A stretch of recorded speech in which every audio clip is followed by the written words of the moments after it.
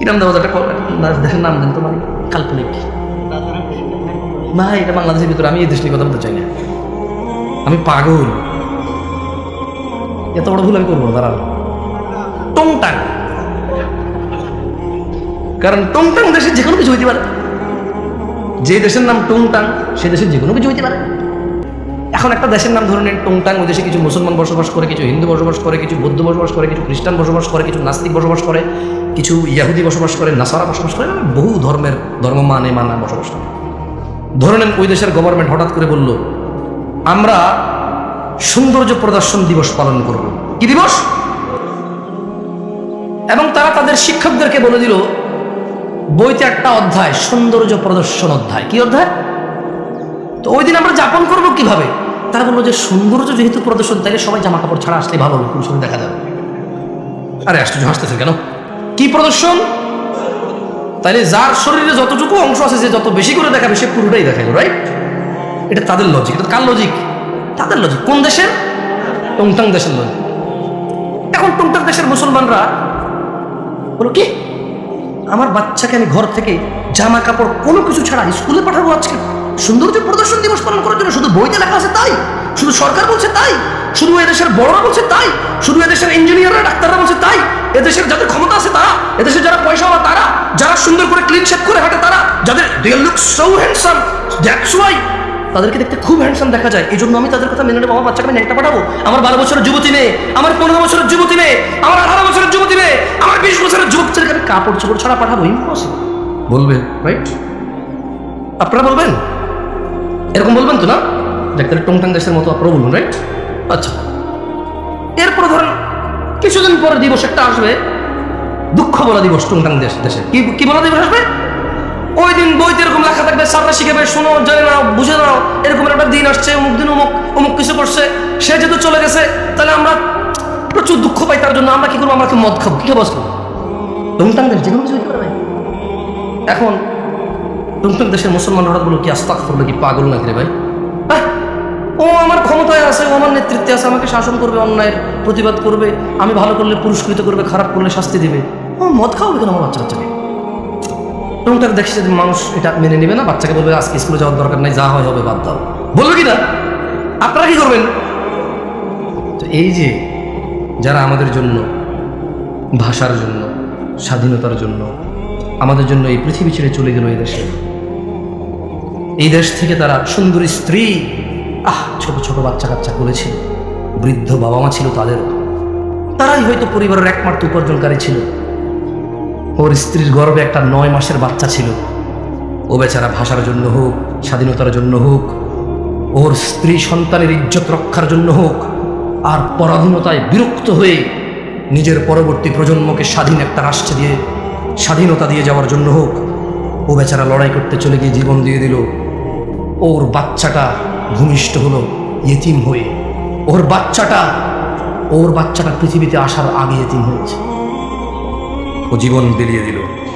এখন আপনারা বলছেন যে ওদেরকে আমরা স্মরণ করতে হবে টন টন টন টন টন টন গান গাইয়া। আপনারা বলতেছেন যে তারা যেহেতু আমাদের জন্য জীবন দিয়ে চলে গেছে, একটা দিন আমরা নির্ধারণ করব, ওই দিন মুসলমানের ছেলে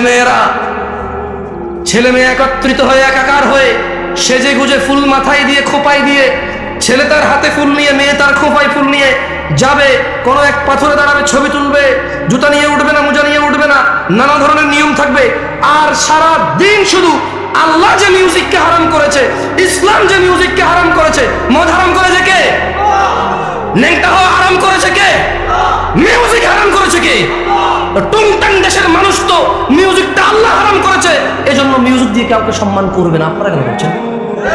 মৃত ব্যক্তি গান বাজালে সম্মান পায়, এটা কে বলছে ভাই?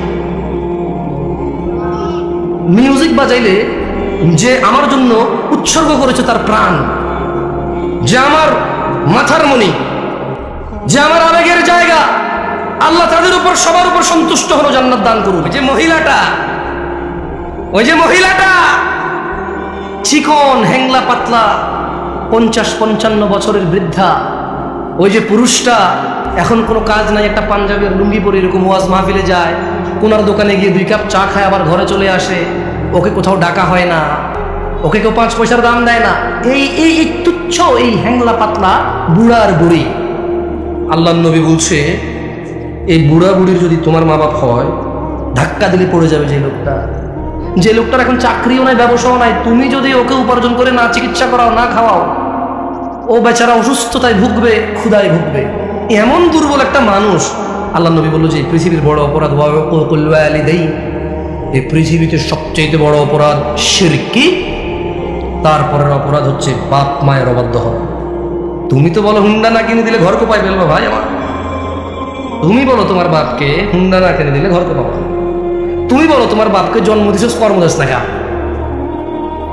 বই পড়ে শিখবে এগুলো না, পাগল ছেলে। ওর ক্ষমতা কত জানো? এই যে বুড়ো লোকটা যারা তুমি বলো যে আপনি কিছু বুঝেন না, শুধু শুধু কথা বলেন না এই জায়গায়, ওর ক্ষমতা জানো? এই যে তুমি যে জান্নাত মানে যেখানে না গেলে আগুনে জ্বলবা, হ্যাঁ, এই জান্নাতের যে দরজা দিয়ে ঢুকবা না, এই বুড়া লোকটা এটা চৌখাট। এটা কি চৌখাট? এটা নাই মানে দরজাই নাই, এটা নাই মানে কি দরজাই। বোঝো ওর ক্ষমতা বোঝো। নেতার সাথে লাগবা, একবারে পিটায় সোজা করে দিবে, ভয় তুমি সুন্দর ব্যবহার করো। কোন প্রশাসনের সাথে লাগবা, মামলা মোকদ্দমায় ফেসে যাবা। ব্যবসায়ীর সাথে লাগবা, ও টাকা ঢোকা খরচ করে এমন বানান দিবে, এমন ট্র্যাপে ফেলবে, জীবনে মুখ দেখাইতে পারবা না, তোমার ঘরে মহিলা ঢুকাই দিবে। আর এই যে বুড়া লোক কি করতে পারবে জানো? জান্নাত থেকে তোমার বের করতে পারবে। তুমি জানো না এর ক্ষমতা কত। এই বুড়া লোকটা তোমার অনন্ত জীবনের সুখ কেড়ে নিতে পারে, এত ক্ষমতা।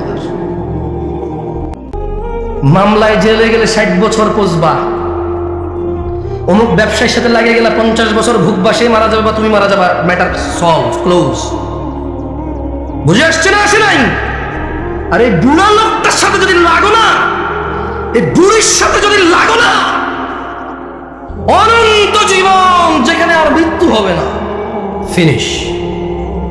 ধাউ ধাউ আগুন, নাজ্জাআতাল লিশ-শাওয়া, যে আগুন মানুষের চামড়া খসে দেবে, এমন আগুনে ঢুকে ও ফেলে দেবে। কে ফেলবে? এই বুড়া লোক যার তুমি 5 আনার দাম দাও না। আব্বা আপনি বড় ভাই এটা করছেন ওটা করছেন, আমার দেন নাই। আব্বা আমরা সবসময় ছোটবেলার থেকে টানেন। আব্বা আপনি কি করছেন, অমুক দেখেন, তারপরে কি দিছেন, আপনি কি দিছেন?